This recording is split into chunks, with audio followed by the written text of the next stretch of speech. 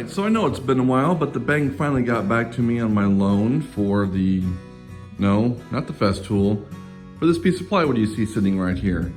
So now I can finally build my wife's.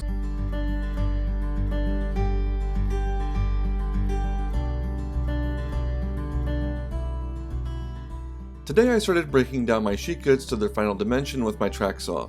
Now I do not own parallel guides, and this is not going to be featured on the cover of Wood Magazine. So my cuts may be off by 1/3 of a half a millimeter since I'm just eyeballing where to place my guide rail, and that's okay. I will say that I was very pleased with my results doing it this way. So today, it was a lot of step and repeat. I used my TS-24 to draw my line, lined up my guide rail, and made my cut.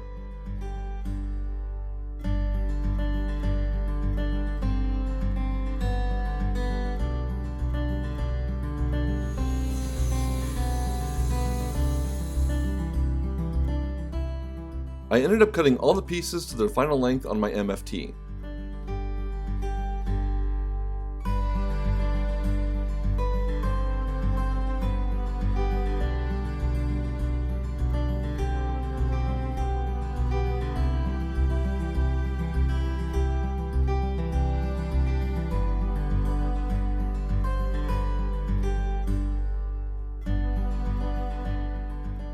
Day 2 is Domino Day.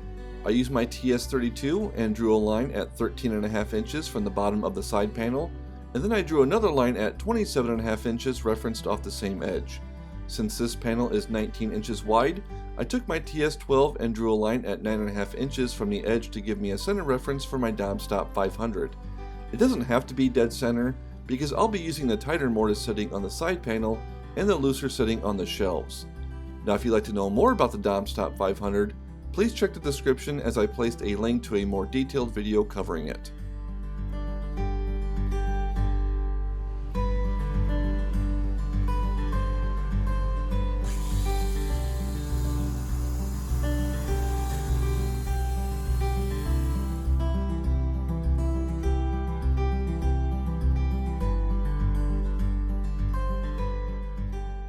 Now this is my first project using a domino, and I have to say, the more I used it with the DomStop, the more I really appreciated how quick and easy it was to make repeat mortises. I know it takes a little time to set up, but as a novice domino user, it was well worth it.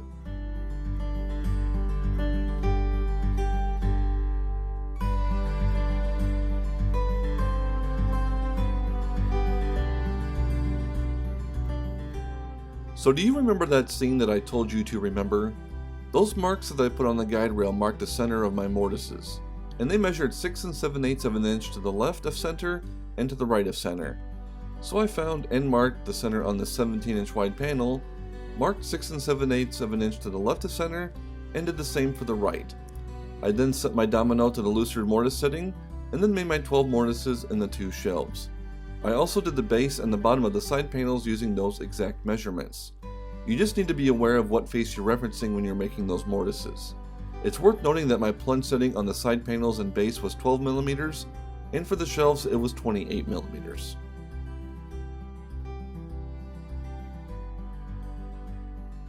Alright, so I'm going to call this good enough for today.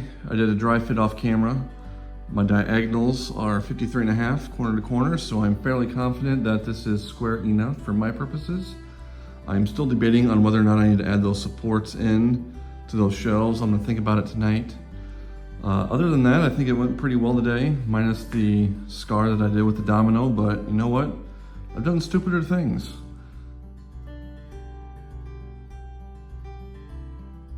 All right, so let me walk you through how I got this far. I decided to add those supports to the bottom of the shelf.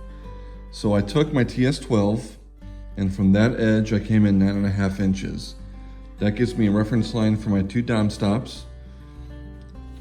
When I had it dry fit, I found the bottom of the shelf. This is the height of my support, and there's the center. So that's where I want to put my mortise.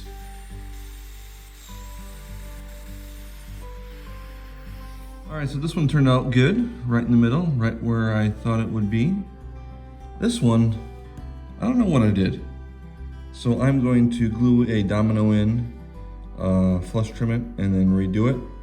You won't even see it, but User error on my part, I don't know what happened.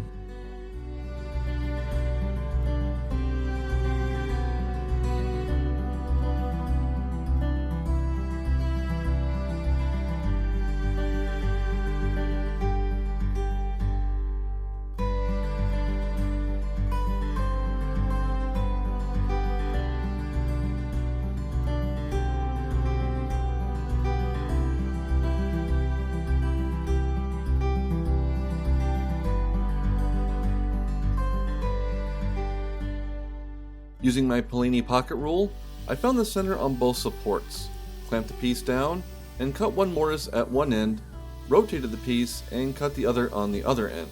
I did that twice, obviously.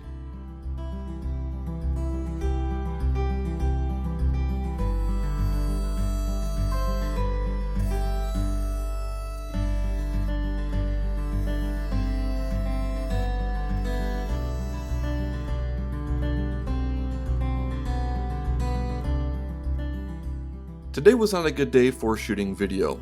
You'll see why in a moment. Yep, right there.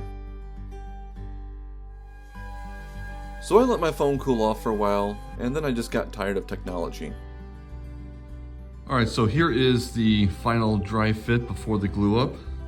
I will not be recording the glue up because I've only got about 10 to 15 minutes of open time. And I don't want to worry about where my body is in relation to a camera, so I do apologize for that. I hope you understand.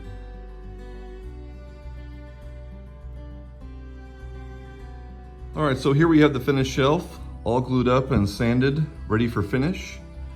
It doesn't take a Sherlock Holmes to figure out that this is not the same shelf that you see me work on previously in this video.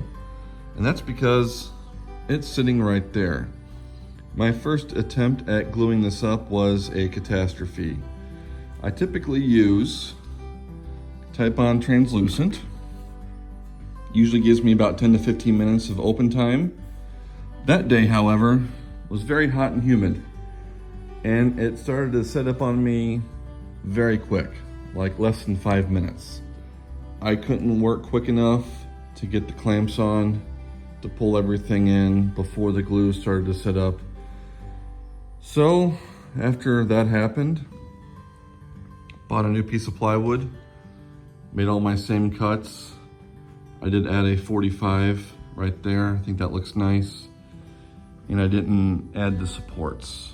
The shelves are not going to take that much weight, so I decided to leave those off. But everything else is the same, minus the kiss with the Domino on the side panel. I used Titebond 3 for this glue up, and I did it in stages. I basically did a dry fit every time I glued something. So I started with the top shelf, used the clamping squares, used my Revos, pulled everything together, let it sit while the glue dried for about a half hour. Did the middle shelf, used those again. Those came in so handy.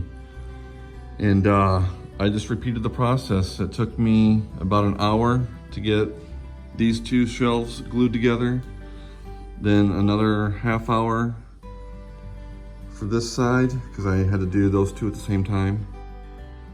The results I got from using my track saw, I'm very happy with how this is turning out. Learn from my mistakes, use the right glue, take your time with the glue up. Don't bite off more than you can chew. Save yourself $75. So this is ready for some finish. Let's get to it. I applied some pre-stained wood conditioner to the shelf before applying 2 coats of the stain that my wife had picked out. I let the shelf sit for about 48 hours before adding some protection in the form of 3 coats of satin sheen polyacrylic. And yes, I did sand in between coats.